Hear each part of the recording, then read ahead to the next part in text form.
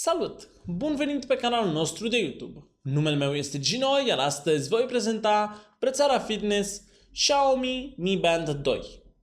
În cutia brățării se află modulul smart al acesteia, de asemenea mai avem manualul de instrucțiuni, brățara de silicon ce este ajustabilă și într-un compartiment dedicat cablul pentru încărcare. Pentru a vă bucura de brățara Xiaomi Mi Band 2 veți avea nevoie de brățară în sine împreună cu toate accesoriile acestea și de un smartphone.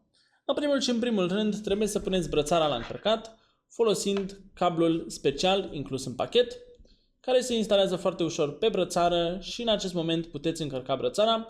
Noi deja am făcut acest lucru, brățara funcționează și tot ce ne rămâne de făcut acum este să o deconectăm de la încărcător și să o punem pe brățara de silicon, lucru ce nu ar trebui să fie foarte greu în mod normal. Asta este o operațiune foarte rapidă.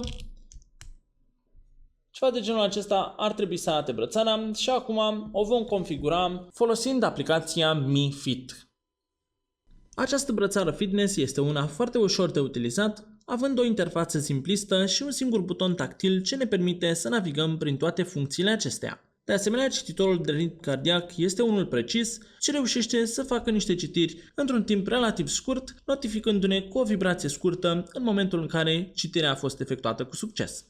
În concluzie, brățara fitness Xiaomi Mi Band 2 oferă funcțiile de bază ale unei brățări fitness, beneficiind totodată de un design minimalist și de o autonomie mare.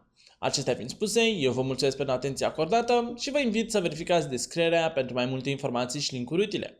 Nu uitați să vă abonați în caz în care nu ați făcut-o deja și noi ne vom revedea cât de curând. Eu am fost Gino și vă doresc o zi excelentă. La revedere!